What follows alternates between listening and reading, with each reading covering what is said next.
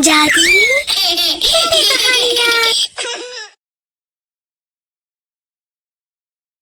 जादुई लिपस्टिक की खेती।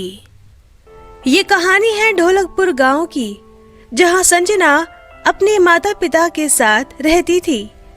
संजना पढ़ने में बहुत होशियार थी।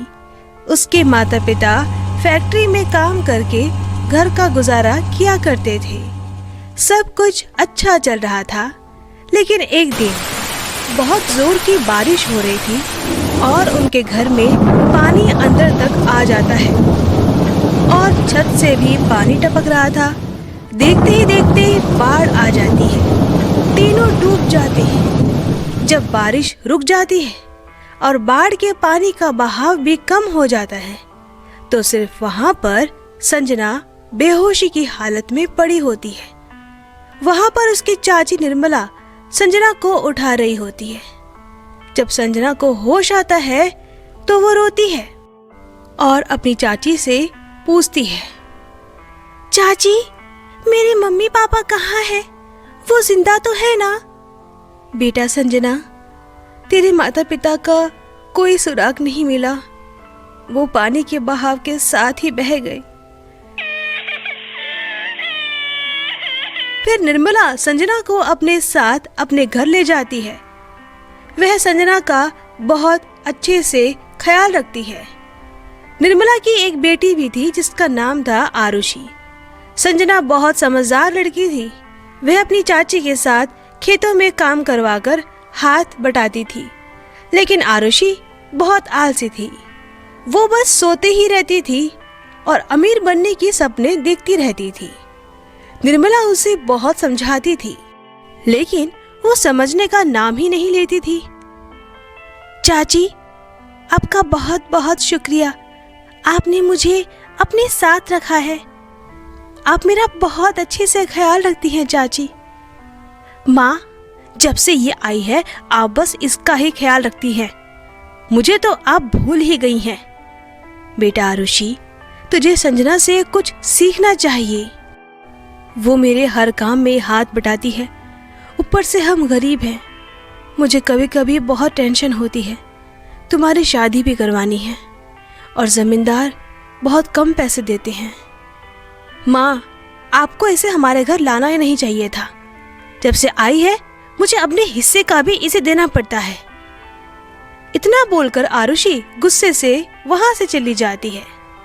तू चिंता मत कर संजना, मैं सब संभाल लूंगी। आज मैं जमींदार जी से तनख्वाह की बात करूंगी। निर्मला जमींदार के पास जाती है और संजना भी अपनी चाची के साथ चली जाती है। और उधर आरुषि को कोई फर्क नहीं पड़ता था। उसे मेकअप करने से फुर्सत ही नहीं थी।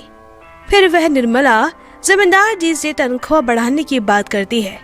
फिर जमींदार कहता है, मैं कोई तनख्वाह बढ़ाकर नहीं दूंगा। जितना मिल रहा है उसी में खुश रहो, नहीं तो वो भी नहीं दूंगा। जमींदार जी, 1000 में हमारा गुजारा नहीं हो पाता। घर का किराया भी देना होता है मालिक। ऐ निर्मला, मेरे पास बहुत लोग हैं काम करने के लिए। मैं तुझे काम से निकालता हूँ। आज से मेरे यहाँ काम पर मत आना। बहुत जुबान चल रही है तुम लोगों की। निर्मला वहां से उदास होकर चली जाती है। फिर घर आकर संजना कहती है, चाची, आप चिंता मत करो, सब ठीक हो जाएगा। चाची, हमारे दादाजी की जमीन है ना, क्यों ना हम उसमें खेती करें और वो हमारी अपनी जमीन जो है। बेटा, वो बंजर जमीन है, उसमें तो कुछ भी नहीं हो सकता। अगर उसमें काम करना है तो हम लोग अकेले नहीं कर पाएंगे। माँ, आरुषि भी है ना, हम तीनों मिलकर वो काम कर लेंगे। आरुषि, तुम्हें इस तरह ऐसे आलस नहीं करना है। तुम कब तक सोती रहोगी और ऐसे सोते सोते अमीर बनने के सपने नहीं देख सकते। अगर तुम्हें अमीर बनना है तो मेहनत तो करनी पड़ेगी ना। देख संजना, तू अपना ये ज्ञान अपने ही पास रख। अगर तुझे घर परिवार की इतनी ही फिक्र है तो तू अपनी पढ़ाई छोड़कर खुद ही ये काम कर ले। मुझसे मेहनत करने के लिए क्यों कह रही है? मुझे तो मेहनत करने में बहुत आलस आता है। इसलिए तुझे जो करना है कर। आज के बाद मुझसे कुछ मत कहना। अपनी बहन आरुषि की बात सुनकर संजना बहुत दुखी हो जाती है। चाची, अब मैं मेहनत करूंगी। क्या पता भगवान की कृपा से उसमें खेती होने लगे, जिससे हमारे घर का हाल कुछ ठीक हो जाए। ठीक है बेटा, अगर तुम उस बंजर जमीन में मेहनत करना चाहती हो तो मैं तुम्हें रोकूंगी नहीं। चाची, आप ये तो बताइए, हमारे दादाजी की जमीन है कहाँ पर? हमारे गांव के बाहर जो तालाब है उसके बाएं ओर वाली जमीन हमारी है। अगली सुबह संजना और निर्मला खेतों में काम करने के लिए चले जाते हैं और जैसे ही वो उस जमीन के पास पहुंचते हैं तो संजना कहती है, इस जमीन को देखकर तो ऐसा लगता है जैसे इसमें कई जन्मों से हल भी नहीं चला हो। लेकिन कोई बात नहीं, मैं अपनी तरफ से पूरी कोशिश करूंगी। संजना और निर्मला उसमें कई दिनों तक खेती करते हैं, लेकिन उसमें खेती का कोई असर दिखाई नहीं पड़ता। फिर भी वो हार नहीं मानती और मेहनत करते ही चले जाती है। निर्मला की कमर में दर्द होने लगता है तो संजना उसे कुछ दिन तक खेती ना करने की सलाह भी देती है। एक दिन संजना खेती करते करते इतना थक जाती है कि उसमें अब खड़े होने की हिम्मत नहीं होती। इसमें कितनी भी खेती कर लो, खेती नहीं हो पाएगी। चाची बिल्कुल सही कह रही थी, ये जमीन बंजर है। मैं तो बहुत थक गई। मैंने बेवजह इसमें खेती करने की जिद की। ऊपर से चाची की कमर में भी दर्द हो रहा है। अब मुझे किसी के यहाँ नौकरी कर लेनी चाहिए। अगर मैंने नौकरी नहीं की तो मेरा परिवार भूख से ही मर जाएगा। संजना उदास होकर ये सब सोच ही रही थी, फिर उतने में एक बाबाजी वहां आकर कहते हैं, बेटी, मुझ बूढ़े पर थोड़ी कृपा कर दो। मैंने परसों से कुछ नहीं खाया है। मुझे बहुत भूख लगी है। अगर तुम्हारे पास कुछ खाने को है तो मुझे दे दो, वरना मैं भूख से मर जाऊंगा। बाबाजी, मेरे तो खुद खाने के लाले पड़ रहे हैं। मैं भला आपको क्या दूंगी?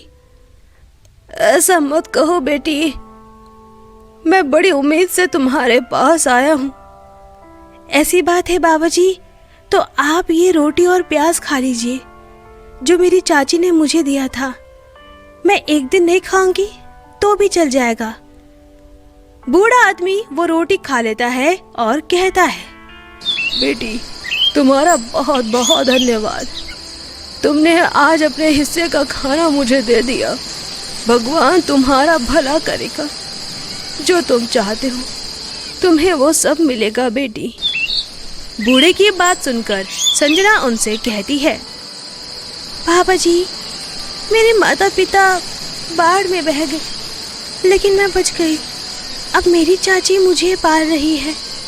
उनके जमींदार ने उन्हें काम से निकाल दिया।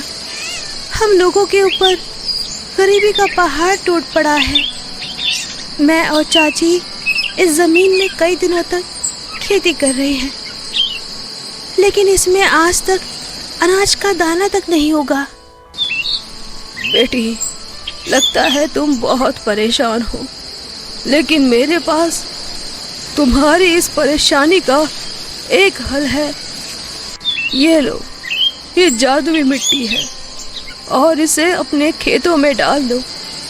फिर सुबह आकर अपने खेत देखना, तुम्हें वापस भगवान पर भरोसा हो जाएगा।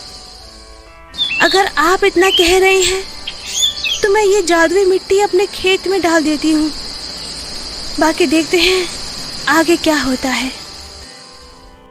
संजना की बात सुनकर वो बूढ़ा आदमी वहां से हंसते हुए चला जाता है और संजना जादुई मिट्टी को अपने खेत में डालकर वहां से घर आ जाती है। लेकिन अगली सुबह जब वो अपने खेत में जा रही होती है तो उसकी आंखें खुली की खुली रह जाती है। उसके खेत में बहुत सारे पौधे उगे थे, लेकिन उसमें जादुई लिपस्टिक भी लगी हुई थी। उसे देखकर संजना उदास हो जाती है। ये तो लिपस्टिक की खेती हो गई। मैं इतनी सारी लिपस्टिक का क्या करूँगी? मुझे लगा था बाबा जी की दी हुई मिट्टी से मेरे खेत में अनाज उगेगा। मेरी सारी मेहनत बेकार हो गई। संजना रोते हुए घर आ जाती है, लेकिन उसकी लिपस्टिक की खेती की खबर पूरे गांव में आग की तरह फैल जाती है। फिर उसकी चाची आकर कहती है, संजना बेटी, हमारे खेतों में लिपस्टिक की खेती हुई है। मुझे ये सुनकर बहुत अजीब लगा। ऐसा जादू मैंने पहली बार देखा। हाँ चाची जी, मुझे लगा था हमारे खेत में कुछ अनाज उगेगा तो हमारे खाने की समस्या भी दूर हो जाएगी, लेकिन उसमें तो लिपस्टिक की खेती हो गई है। हम उस लिपस्टिक का आखिर क्या करेंगे? हाँ बेटी, मैं समझ सकती हूँ, पर जो होता है अच्छे के लिए होता है। मेरे पास इसका एक समाधान है। बेटी, तुम इस लिपस्टिक को शहर के बाजार में बेच दो, जिससे तुम्हें पैसे मिल जाएंगे और उन पैसों से तुम अपने घर का गुजारा भी कर सकती हो। अरे हाँ चाची जी, आपने बिल्कुल सही कहा। मेरे दिमाग में ये समाधान नहीं आया। मैं आज ही शहर के मार्केट जाऊंगी। संजना फिर अपने खेत में चली जाती है और सारी लिपस्टिक तोड़कर बाजार में बेचने के लिए चली जाती है। बाजार पहुंचकर वो लिपस्टिक बेचना शुरू कर देती है, जिससे उसे खूब सारे पैसे मिलते हैं और वहां पर लोगों को भी लिपस्टिक बहुत पसंद आती है। फिर संजना उन्हीं पैसों से घर का राशन भी ले आती है।